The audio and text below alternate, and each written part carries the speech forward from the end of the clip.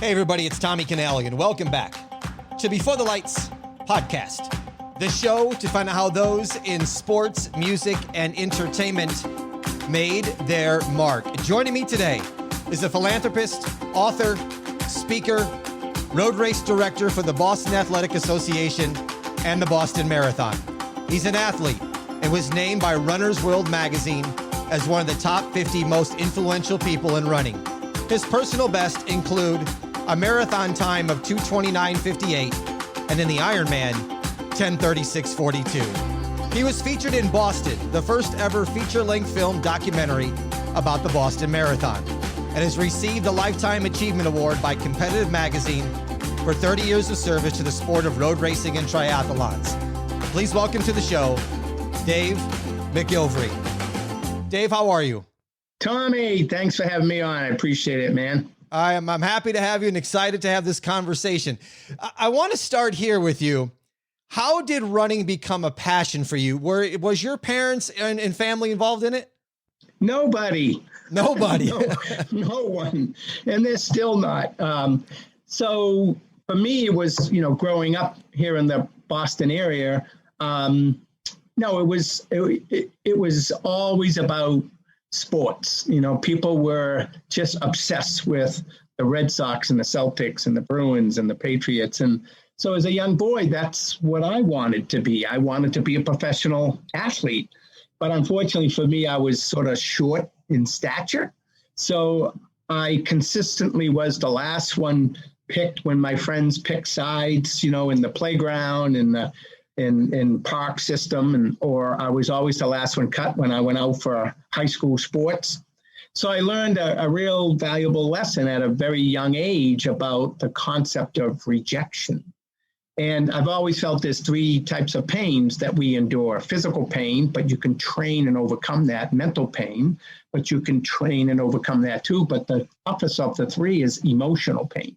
And that's what I was going through as a young boy. No, I didn't have any illness or severe issues other than the fact that I felt nobody wanted me, that I wasn't needed or wanted. And so that was a real tough thing to overcome. But then I started running because it's an individual sport and nobody can cut you from running. You just go run. And since then, I've run about 150,000 miles. I've run 160 marathons and across the country a few times and done 9 Ironman triathlons because I've always wanted to just test myself, not to prove anyone else wrong, but to prove to me that I can do what I set my mind to. And if I earn the right to do it and suffer the sacrifices involved in obtaining that goal. I got to say, I tip my cap to you. I'm a runner, and I'm not into endurance and long distances. Half marathon, maybe marathon one day for me, but I tip my cap for everything that you've done in running. You've also been running your age in miles each year on your birthday. You started age 12, which was in 1966. How did this begin? And were there any times where you almost did not do it? So it began because the morning of my birthday, when I turned 12, there's this pond right near where I lived, and it was 5 miles around the pond, a half mile to get there, half mile to get back. So I get up that morning and ran around the pond. And then during the course of the day, you have the obligatory cake and ice cream. And even back then I was like, whoa, I better go burn this off. So I ran around the pond again, and it just happened to add up to 12 miles on my 12th birthday. I didn't think much of it at the time. And then when I turned 13, I thought, what did I do last year? Oh, I ran 12 miles on my 12th birthday. I think I'll run 13 miles on my 13th birthday, 14 and 14 and 15 and 15. And it just became a sort of a thing, a tradition for me. And I turned 50, I ran 50 and 60. And so people ask me all the time, what the heck are you going to do when you turn 90? And I say, well, first of all, I want to be breathing. Then I want to get out of bed, and maybe then I'll decide, because I don't know. I don't need to know today what I'm going to do 25 years from now. But my motto in life has always been, it's my game, so it's my rules. And I've always felt that in life, it's our life, so it's our rules to live by. And you can always change the rules. And the idea is to set up these goals for success, not failure, to really assess, the reasonableness of the goal. And then if you want to have the guts and courage to make the commitment, fine, but you have to first earn the right to do it. You can't do it on a barroom bet. You need to earn the right, suffer the consequences and the sacrifices. And, that's how I've lived my life and set up these athletic goals the entire time. Did you run in high school and college then as well? I did. I ran in high school because, like I said, I wanted to play on the basketball team and on the baseball team, but unfortunately that wasn't meant to be. The last time I tried out for the high school basketball team, I was the last one cut. And the coach comes up to me and he puts his arm around me and he looked down at me. Well, everyone looked down at me. And he said, so Dave, if you were 5 inches taller, you'd be my starting guard. And I thought, excuse me, if I was 5 inches taller? I said, Coach, I thought it had to do with ability level, not how tall you were. So I challenged the center to 1-on-1 to 21 in front of the team, the guys that made the cut. And he was 6'5", I was 5'4", 0.387 on a really good day. And I beat him. And it was sort of a defining moment in my life. And I walked off the court at the age of 15 and I said, I will never, ever, ever allow anyone to tell me I'm not good enough, that I don't belong. And I went home that night, I put a sign over my bed and the sign said, please God, make me grow. And he must have been on vacation or answering someone else's prayers because he really didn't make me grow, at least not physically. And as I look back on my life, he did make me grow because he made me grow internally. And because that's where it's all happening for all of us on this planet is who we are inside, not necessarily who we are physically or on the outside. And again, that's why I started running. You've done a lot of endurance events over your life, and we're going to get into some of these in just a minute, but how does endurance events either drive you or fuel you? Well, they do both. Okay. To be quite honest. When I started doing these endurance things, for me, there's a number of deliverables on multiple levels.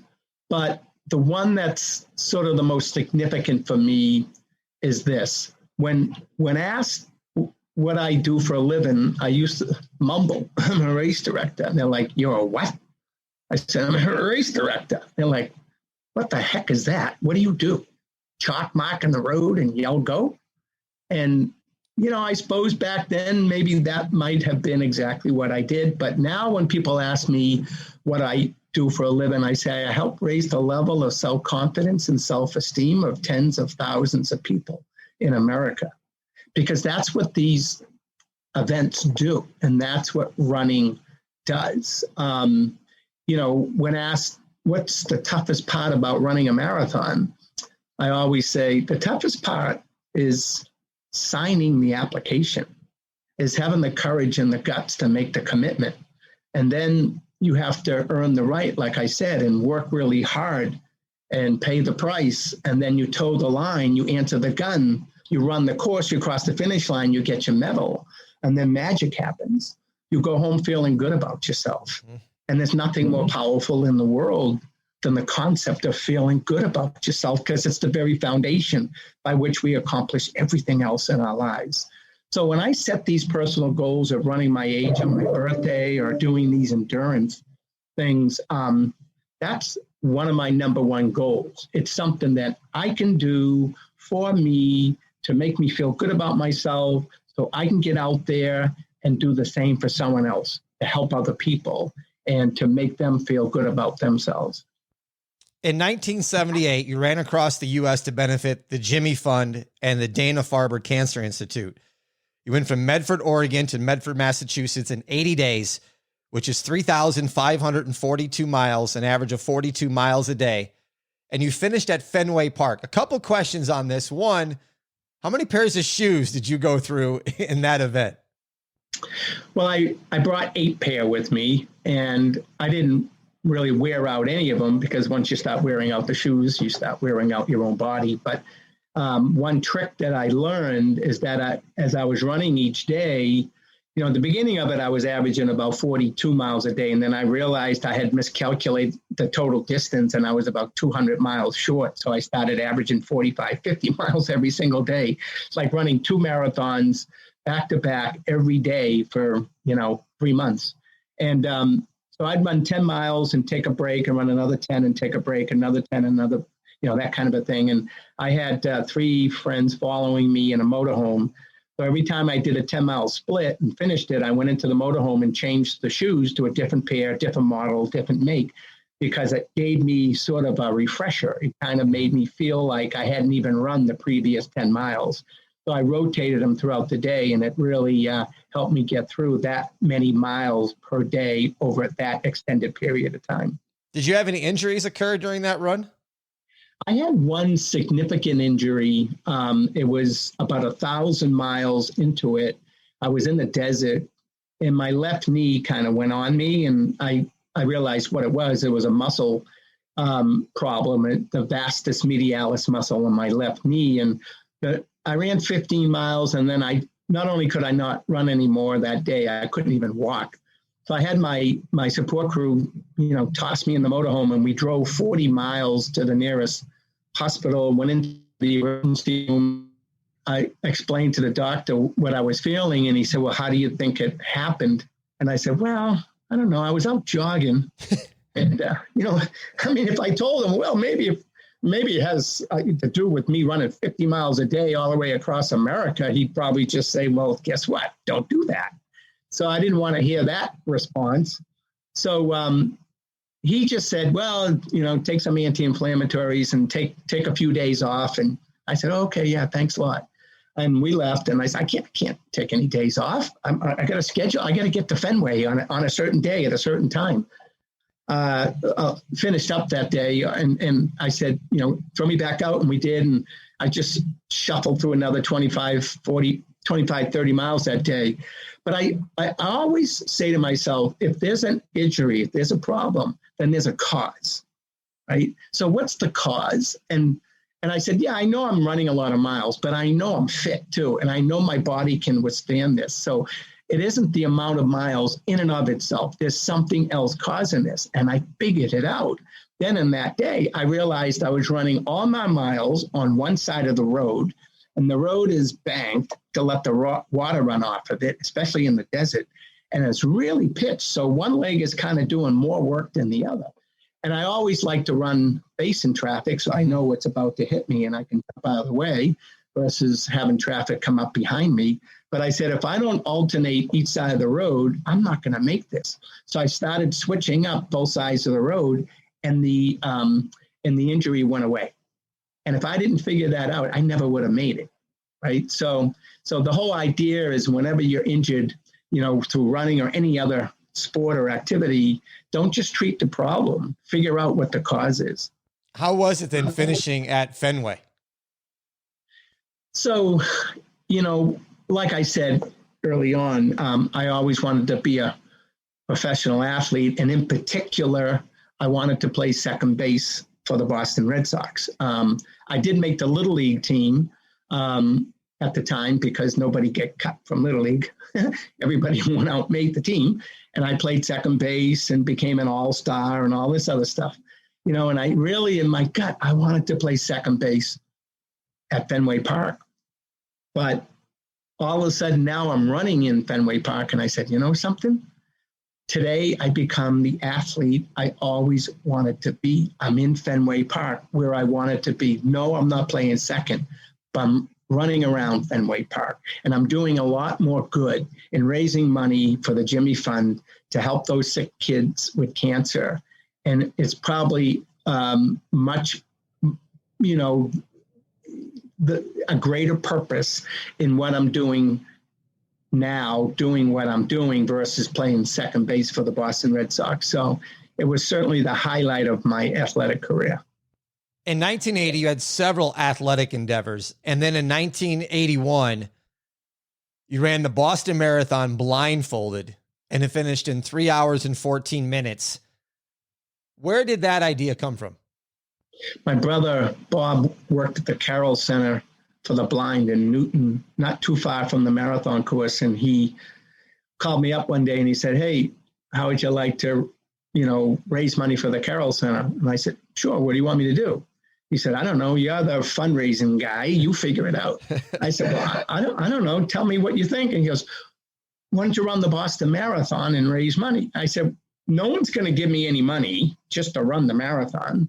Well, in the last few years, each year we've raised around $39 million through our charity program. But back then, it was just a very competitive industry and nobody raised money. They just ran to run for themselves. They didn't run for anyone else. So I said, well, let me think about this. And I knew there were, folks who ran the Boston Marathon who were visually impaired or blind. And I was always fascinated about, their accomplishment and how they overcame their disability and how they were able to accomplish that. So I visited with them a number of times and started training with them. And so I ended up running that year's Boston Marathon blindfolded. And as you said, ran 3 hours 14. I had two guys guiding me the whole way. I actually was in better shape than 3:14, but they couldn't run any faster. So I couldn't go any faster if they can't, right? And so there's always valuable lessons too, like in that particular one. I learned about dependence and independence and how important it is to understand the difference between the two, because in that event, I was dependent on them to get me through the course. And I said, I never, ever again want to put myself in a position where I'm dependent on someone else. I want to take care of myself so I don't burden anyone else to have to help me through the course of life if I can help myself, and then puts me in a position where I'm able to help other people too. So, I always say that the most important person in the world is you. It has to be. You have to take care of yourself, because in order to help someone else, if you're not in a position where you're strong enough and good enough to help someone else, then how are you going to do it? So you really need to help yourself first before you can help someone else. So it's not selfish to sort of think that way. Dave, what's the feeling that you have of raising millions of dollars for good causes? I've always felt that when you give, you actually receive more in return. It's almost like a trick, because a lot of times too, when I'm feeling down, and it does happen, and you almost have some degree of self-pity for yourself because something didn't go right, or you feel like you're not being treated the right way, or whatever it might be. And then you go visit with folks who have it much worse than you, right? And they're struggling. So, it's that kind of thing that for me, when I give, I feel like I receive so much more in return. Would you speak regarding how you formed the first sanctioned running club inside of a maximum security prison? Sure. So a friend of mine was a guard at the Walpole State Prison. And one day he called me up and he said, "Hey, the inmates here built a dirt track around the inside of the prison yard. And it's about a half a mile track. And they want to do a 10K race in here." And they called marathoner Bill Rogers, who won the Boston Marathon a number of times, and asked him if he would come in and run against the inmates. And he politely took a pass. I guess I can understand that. And then when they asked me, would I be willing to do it? I said, sure, why not? What can go wrong? Only 500 inmates in the prison. What can go wrong? But no, I wanted to see what it was all about. So I went in by myself, and, there was probably 30, 40 inmates in the race, and we lined up, and, someone fired the gun to stop. Well, no one fired a gun. Someone yelled, "Go," and off we went. And it was like 11 laps. And there was one thing that resonated with me and that was on my mind the whole time. And that was the thing that I didn't want to do in this race, and that was win. Don't win, because it's like dissing these guys. You know, you're on the outside, you're running around all these paved surfaces and got the freedom of the open road, and they're running around a dirt track. That's all they got. So I said, don't win. So I'm in third place and we're running along. And then the guy in first drops out. I went, uh-oh. I said, okay, I kept going. So I'm in second place. And all of a sudden, the guy in first place this time dropped out. Uh-oh, another defining moment in my life. I'm like, what do I do now? I'm in the lead. You know, there's like 28 guys behind me. What do I do? And then all of a sudden, the guys who are standing on the sidelines yelling and cheering and screaming are yelling at me things I can't repeat on this call right now that they're going to do to me. And you know something? I believe them, because they've done a lot worse to get in there. I'm like, and then all of a sudden I start hearing ping, ping, ping, ping. And I'm like, what's going on in there? They're actually throwing rocks at my head, you know, and it's hitting the chain link fence behind me. And I'm like, this isn't good. No. And I was like, well, I said, you know, this is a no-win situation. And, you know, if I wimp out and drop out or slow down, they're just going to have at it with me. And if I win, they're going to slit my throat too. So what the heck, might as well go out on top. So I won. And I broke the brake tape, which was a roll of toilet paper. And they come up to me afterwards and they were like, hey, nice job. We were only kidding. I said, wait a minute. You were only kidding? You were throwing rocks at my head. Like, how are you only kidding by throwing rocks at me? And, but we formed a bond, and I formed a whole sanctioned running club inside the prison. I had like 50 guys sign up for it. I put on multiple races in the prison yard, a marathon. I used to bring in, you know, shoes that I got donated and all that. And then I started getting ridiculed. And people were saying to me, why are you helping them, criminals, when you could be spending your time helping so many other worthy causes? And I said, well, my theory is this, you know, that someday some of these folks are going to get out. And I'd rather have them a lot better on the way out than they were on the way in. And all I'm doing is teaching them how to run. But running is raising their self-confidence. And I think that's the very reason why the majority of them are in here to begin with, is because they had no self-confidence. They came from a life of, you know, down and out, and there was no self-confidence. So they turned to crime as a way of life. And so maybe now, if they feel good about themselves, they'll go on a whole different path. And so it was interesting, that club that I formed got so strong that the prison administration then kicked me out and said, you can't come back here. I'm like, all the good that I thought I was doing, now I'm not welcomed anymore. And they took two of the guys who had helped me build the whole program, and they deported them to other prisons around the country. And I said, well, wait a minute, that's illegal. I went to the Attorney General and, you know, voiced my concern. And long story short, U.S. Marshals went to Chicago where they were and were bringing them back. And as they were bringing them back, they got stuck in a traffic jam in Hartford, Connecticut, and the prisoners escaped. How did they get away? They ran. I'm like, uh-oh. So now the U.S. Marshals are banging on my door saying, hey, you know, did you have something to do with this? I said, I had nothing to do with it. It's like, oh, you know, anyways, it was just an amazing experience dealing with that type of situation. In 81, you formed DMSC Sports that's organized more than 1,000 endurance events.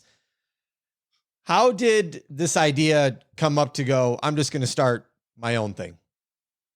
Well, after I had finished my run across the United States, or right before it, I was working for a benefit consulting firm. I got a degree in math, and so I was studying to be sort of an actuary. And I was working at the John Hancock Tower at the time for a benefit consulting firm, and they gave me 3 months leave of absence to run across America. And when I got back, my boss said, well, great job. proud of you. Will you be back to work tomorrow? I was like, tomorrow? I just ran across a continent. I need a couple of days. And I was going on all these TV shows, Good Morning America and The Tonight Show. And I was doing a whirlwind tour here, and he wanted me back tomorrow. Well, I said, I need a few more days. Well, 3 days later, I got a termination letter. So after running across the country, raising money for sick kids, I got fired. But you know something, in retrospect, I look at that day and say that was the best thing that could have ever happened to me, because I truly wasn't following my passion. Yeah, I got an education in that sort of area, but it wasn't exactly what I wanted to do in life. So I opened up an athletic footwear and clothing store in my hometown of Medford, Mass. And then I started putting on events to promote the store.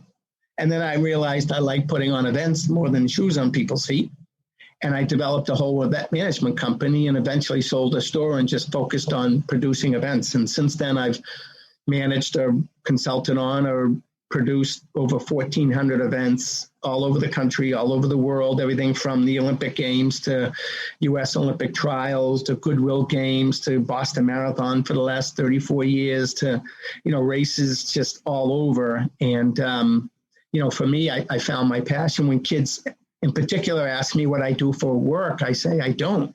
They say, you don't work? You have 5 kids. How do you support your family? I said, well, I don't work in the conventional sense of the word because I love what I do so much. It's, I do it if I was independently wealthy. And I can only wish that on every person in this country, that you love what you do so much. You don't consider it work, because if we're doing it 8 hours a day, that's a third of our life.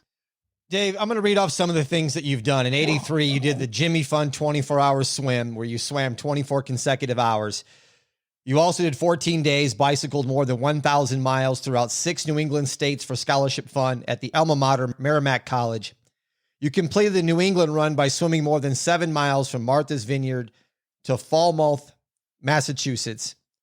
Is there an event that is your pinnacle yet? Well, I like to think that the first one I did is probably the one that is the most epic, by running across America solo.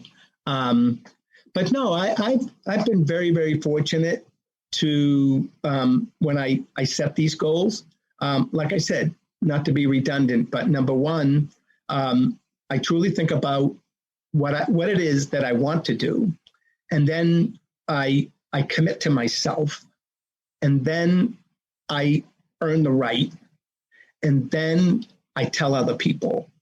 And that really seals the deal. When it's one thing to say to yourself, I'm going to do this. It's another thing to tell your kids or your siblings or your best friends or some little kid who's being, treated at the Jimmy Fund, that you're going to go out there and raise money to help them. And that really solidifies the deal, and there's no turning back. But I feel like, I've like I said, I've earned the right to do it. So, and everything that I've sort of committed to, knock on wood, I've been able to accomplish. You've ran the Boston Marathon every year since 1973. And in 1988, you started working for the Boston Marathon. If you would chat about the challenges of putting this epic race on. I've always felt my greatest skill set is smarter than me, and, experience. So it's obviously a team effort. But when I started with the marathon, it was interesting because I had run it for 15 years in a row. I had committed to running it for the rest of my life. And then all of a sudden I got the offer to help direct it. And I was like, yikes, what do I do now? Do I run in it like I committed to, or do I help run it, direct it? How can I pass this opportunity up? So I said, well, I need the money. I'll take the job. So I took the job of helping to manage the race that year. Again, back then there was only 7,000 runners in it.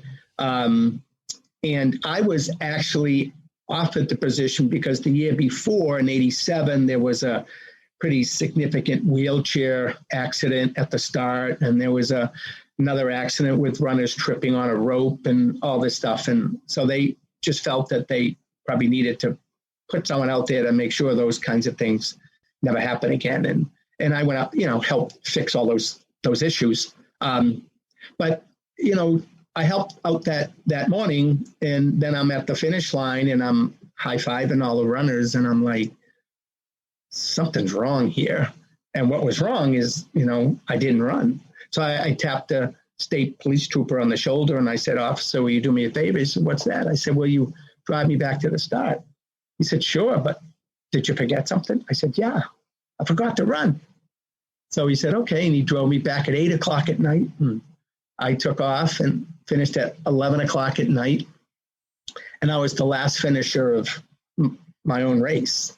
And I've been the last finisher for the last 34 years because I'm on the clock during the day, but I want to be that athlete that I've always wanted to be. And I'm never going to let go of that. And so my game, my rules, so I go back out there and I bring up the rear every year. So in terms of directing it, there's the way I look at it, Tommy, is that, I'm just a caretaker, right? Because this thing was born way before I was, and it'll be here way after I'm gone. I'm just helping to take care of it for a while. I didn't create it. And I also feel like even as a race director is the official title, I actually like to consider myself more as a conductor, like the conductor of an orchestra. Because the idea, like I said, is to surround myself with the best in the business at all the different disciplines that make up the management and the operations and the logistics of producing the most prestigious marathon in the world. So you surround yourself with that team. And my job is just to sort of help keep it all going and everyone communicating with each other. And yeah, there's a lot of what other people are doing today that I might have done in the early years because there was only a handful of us. And now there's a lot more people involved. There's a board of governors. There's an organizing committee of over 100 people. There's 10,000 volunteers. There's a staff of 35 people. So I'm just one of many, many, many people now. But in the early years, there weren't that many people. So you sort of had to be, the cook and the dishwasher and, all rolled into one. But again, as the race has developed and grown and now 30,000 people, you again put that orchestra together and you just try to keep them inspired and motivated so that you end up with a harmonious product at the end of the day. You talked a little bit about this earlier in the interview. In 2006, you wrote a book called The Last Pick. It's about your childhood of being the last pick on sports teams due to being small and life as an athlete and a race director. How has that book been perceived? And I understand where the inspiration came from, but why did you decide to put it out there? So when people ask me what my book is about, I always say it's about everyone in this room, that everyone in this room is in this book. I may not name everyone individually, but I truly believe that each and every one of us on this planet go through very similar challenges and experience in life. I mean, maybe different environment and conditions, but at the end of the day, there's still hurdles and challenges that we have to overcome. And so I just feel like when people read the book, there's some sense of like comfort knowing that other people are challenged too. Like, no one's invincible. No one, gets away with, not being challenged. And so when people read the book, they can identify with a lot of things that I bring up in the book itself. So that's why I think in life, you can't always think that you're going to be the first pick. Sometimes you may be the last pick or the no pick, and how do you overcome that adversity? And with me, it's about, if you're passionate enough and determined enough, there's always a path. You can't You can't give up. It's like the concept of people talk about failure. Why don't you want to try that marathon or try that, try to accomplish that goal? Well, I'm afraid of failing. Well, guess what? You just did. Because in my world, the only way you can fail in life is not to try. Mm-hmm. Because if you try, there's absolutely no such thing as failure anymore. It's a learning experience, right? You may not achieve exactly what you wanted or accomplish exactly what you wanted, but there's always tomorrow, right? Every day is a gift. So, you can get out there and learn from your previous experience and try to do better. Happens to all of us. You've also written 2 children's books, Dream Big and Running Across America. If you would, tell the listeners what those are about. So actually, I'm launching my 3rd children's book in 2 weeks. Nice. It's called Finish Strong. So Dream Big, Running Across America, and Finish Strong. I do a lot of motivational speaking, especially to a lot of schools and elementary schools. I've done over 1,900 of them. And I was speaking at an elementary school a few years back, and there was a teacher in the audience, and she was amazed at the attention of the young kids when I was talking. And afterwards, she called me up. She said, "We've had so many guest speakers here over the years, but no one held their attention the way you did." I said, "Oh, thanks." And I said, "Well, it's a kind of a cool story." And I think they were somewhat riveted by it. And, I show a PowerPoint with video, and it's all entertaining stuff. But I think a lot of the kids could connect with the message. And she said, "Absolutely. Have you ever thought of writing a children's book?" I said, "Well, yeah, I've thought about it, but I haven't actually pulled the trigger on it." "Well, if you decide to, I'd like to help you out with it." I said, "Let's go." And so we did.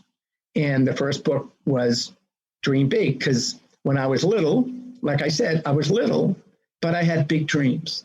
And so the whole idea of the book is to inspire kids to follow their dreams, right? A lot of times the kids would say to me, "Well, what do you want to do when you grow up?" Well, it's a good question. I'm not sure. And I was driving down the highway one day, and I saw this billboard. And the billboard had one word on it, and it said accomplisher. I said, "That's it. That's what I want to be, an accomplisher. All I want to do is set a goal, work hard, earn the right, accomplish it, check it off the list, and move on to the next one. Move on to the next one." And that's what Dream Big kind of is. It's okay to have big dreams, but then you got to work hard at it. Created called Dream Big Marathon. And because I don't want the kids to read the book, say, "Hey, that was nice," put it down and go off and play horseshoes or something. I want there to be a call to action. I want them to respond to the book, and respond meaning to do something about it, encouraging them to read 26 books, education, to run 26 miles, like over a month or so, health and fitness, and to do 26 acts of kindness. Giving back. Those are the 3 pillars of my life, and I would like to instill them upon children in America. And so I have literally thousands and thousands of kids throughout America right now doing the Dream Big Marathon. And it's so funny because they fill out this form, how many miles they ran this day, this day, this day, this day, what books they've read on this day, this day, this day, all naming all the books. And then they write down all the acts of kindness. The acts of kindness are a hoot, from, I helped my dog, kill the squirrel or something, whatever it is. It's just like, oh my goodness, this is amazing, right? But it just makes them focus on giving back, that it isn't just all about them in life sometimes, So that's why I wrote the children's books, is just to inspire them to set goals and to teach them that they can be an accomplisher too. Listeners, I'm going to put links in the show notes to how you can get your hands on not just the children's books, but also the last pick as well. So if you're looking and interested in these books, I'll put links in the show notes for them. How is the coronavirus vaccination effort going that you're involved in? Well, so when the pandemic hit last year in March, my company, DMSC Sports, had 35 events all lock and loaded, ready to go. We were going to have the best year of our 40-year career. And one by one, they went over the cliff. I was like, because I always thought this industry of ours was bulletproof, right? And that nothing would ever bring us to our knees. And then this thing came along and I was obviously proven wrong. And after, whining about it, I said, stop it. Put your big boy pants on. People are dying. People are sick. Okay, you lost a few road races. Wah, wah. Figure it out. What are your assets? What are your skill sets? Are they transferable? Yes, yes, yes. So we did in the word of the year last year. We pivoted like a lot of other people did. And we started doing other things other than road races because we were not being given permission to do them anymore. And we started doing drive-in movies, outdoors, and outdoor graduations, and renting some of our road race equipment to restaurants for outdoor dining, and started helping set up COVID testing sites. And so we kept a pulse for the summer and, for the fall. And then the winter came and all that went away. I was like, now what? Here we go, second time around. Now what do we do? And lucky for us, we got a call from a company called CIC Health here in Boston, who was commissioned by the Commonwealth to stand up at the time 2 mass vaccination sites, one at Gillette Stadium and one at Fenway Park. And those are 2 stadiums I've personally run into in the past. And I thought, wow, this is extraordinary. What synergy there is here with all of this. And they contacted us saying, hey, we need logisticians. I didn't even know what a logistician was. Operation people, ops guys, logistics guys. I said, okay, yeah, that's us. We know how to move people. Yeah, well, we need you. I said, okay, sign us up. Well, we went right at it, helped them conceptualize and visualize and lay it all out. And we've been working 10 hours a day, 7 days a week ever since. And we stood up Gillette and then Fenway and then the Reggie Lewis Track Center in Boston, and then just opened up the Heinz Convention Center in Boston just last week. So Fenway just shut down because actually today's opening day at Fenway. So we had to pack up and get out because they were starting their schedule. So now we're working 3 vaccination sites simultaneously, 7 days a week. What's interesting about the Heinz one, however, is that, in a couple of weeks, it would have been the week of the Boston Marathon, typically on Patriots Day, and we would be in the Heinz Convention Center giving out bib numbers. And now we're going to be in the Heinz Convention Center giving out vaccine shots. Like, who would have ever thought that? But the idea is the Boston Marathon has been postponed till October. And the more vaccination shots we can be given out at the Heinz during normal marathon weekend and throughout the summer, then in October, in the fall, perhaps we can be back there giving out bib numbers again. That's awesome. I'm anxiously awaiting the return of the Boston Marathon, as I'm sure you are and thousands of other people. Dave, how do you balance family, career, and being an athlete? Well, I think it's relatively simple. Family is always number one. And lucky for me, I'm involved in a business. I own it, so I can chart my own schedule. Even though the majority of people in America right now are working remotely, as they say, I figured that out years and years ago. I've been working from home for 30 years, and I love it, and it's so efficient. I'm an organized dude, and I treat every day like it's my last and every minute like it's my last, and try to take advantage of it all. So I try to really be efficient. And if I don't have to get stuck in traffic and drive places and all that, I get a lot more work done. I want to get the most out of every single day. So I work hard, but I also make sure I leave enough time, appropriately for family, and for myself. So you bring up a really good point. There's a delicate balance between family, yourself, and business. And I've been very fortunate to be able to balance the three of them enough so that I get the most out of all three. If somebody out there would like to connect or reach out to you, how can they do so? Well, our website is www.dmsesports.com. Go up there, and there's all contact information up there on how to get a hold of me or how to get a hold of anyone in the company. Yeah. Dave, I want to say thank you for your time. I know you're a busy guy and coming on Before the Lights. I appreciate it. My pleasure. It's an honor, Tommy. Please subscribe to the show or follow it anywhere you follow podcasts, Apple, Stitcher, Spotify, any of those platforms out there. Please subscribe to the show. If you would, and you have the availability to, please donate to the show so we can keep this show going. Go to beforethelightspod.com and you'll see the donate button at the top. Follow us on Instagram at Before the Lights Podcast. Thank you for listening to Before the Lights. I'm Tommy Canale. And until next time, everybody, a salute, a chin chin.